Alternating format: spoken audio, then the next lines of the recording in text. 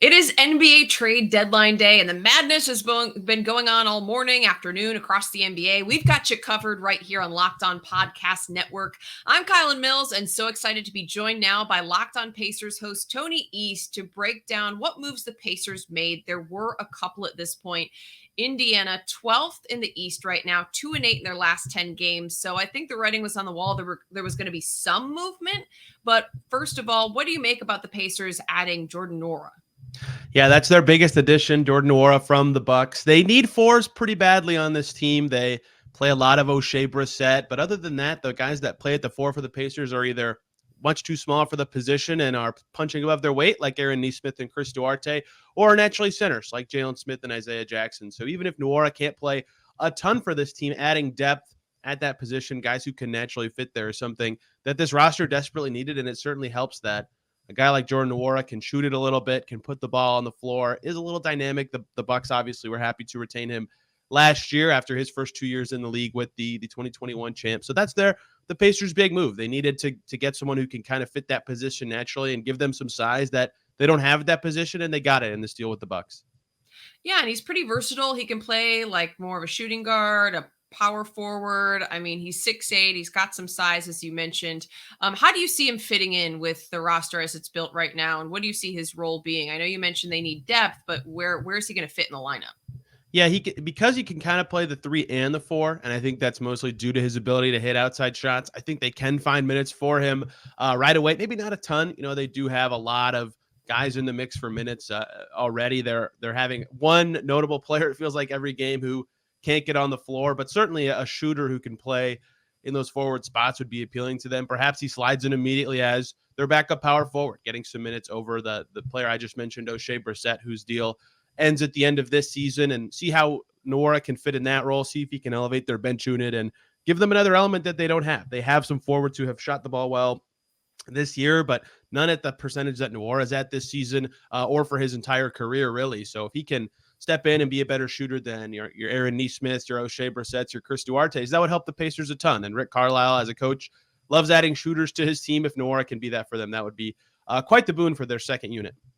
All right, we'll have to see how that shakes out. Now, the other additions, Indianapolis native and former Pacer George Hill, in addition to Serge Ibaka. What do you see their future with the organization being, and do you expect either of them to suit up for the Pacers? Yeah, that's tough to say. George Hill still has Indiana in his name on Twitter. It's Indiana George Hill. No. Yes, he's from here. He was drafted by the Spurs, but then he played with the Spurs for a little bit before being traded here for a long time, was on 2 conference final teams for the Pacers, so tons of ties to the franchise.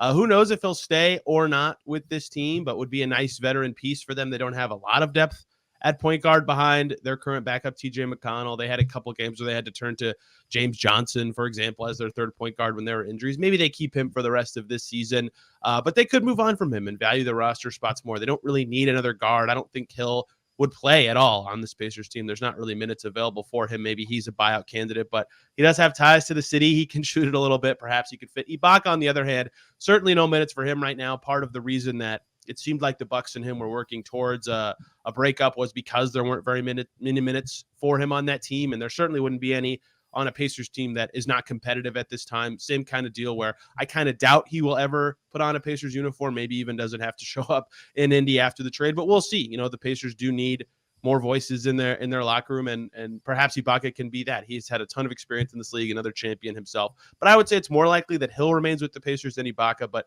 it's all sort of fluid. They haven't even figured out who the totality of the guys they're getting rid of yet to bring everybody in.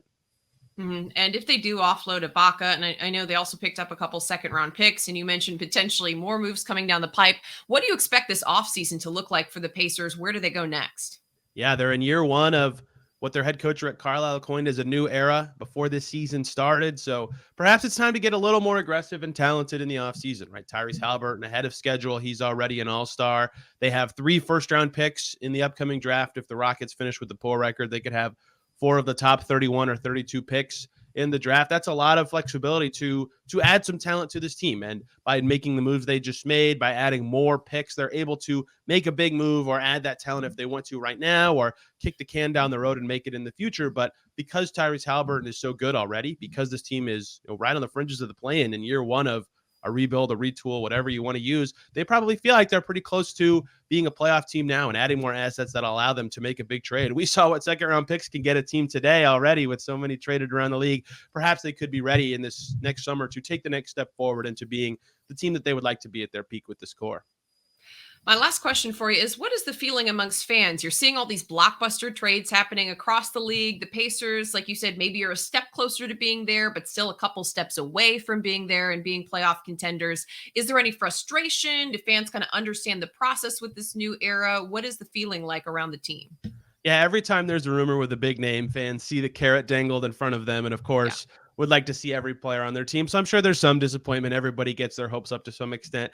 I wasn't expecting anything big from this team. I think most fans weren't, but I think some would have liked to see a little bit more get sorted out with the backup center rotation. There's still too many minutes to go around for not enough guys. And, at some point there's going to have to be decisions made with some veterans like TJ McConnell, Buddy Hield, even Miles Turner, who all those guys have 2 or fewer years left after this, but they didn't have to do that right now. I don't think the Pacers are in any rush to figure out exactly what this team needs. And I think they took the patient approach, which some fans hate the patient approach. They want to see their team win every game as soon as they can. So, of course, there will be some frustrations. We'll see how it actually ends up turning out for the Pacers. But they set themselves up better for the long term, and I think that's kind of their goal with every move they'll make for the next couple months. Absolutely. It's chess, not checkers, right? That's I mean, right. I think it's hard for fans to understand, but sometimes, there's more moves coming down the pipeline that they don't even realize are happening. Absolutely, yeah. And the Pacers even said that they're thinking more long-term now. Starting last summer, their president of basketball operations, Kevin Pritchard, said no more 1 to 2 year increments. We want to think big picture, long-term. Certainly, their surprising start has them slightly changing their tune when it comes to that phrasing. But yeah, definitely a team that is ahead of schedule and wants to get there, but still realizes that the long-term approach is the way to go. Awesome. Well, Locked On Pacer host Tony East, thanks so much for being with us and spending a couple minutes with us. For more on the NBA trade deadline, find your local Locked On show and subscribe to Locked On NBA for the very latest. We're still going to be breaking down all the moves throughout the day. Locked On, your team every day.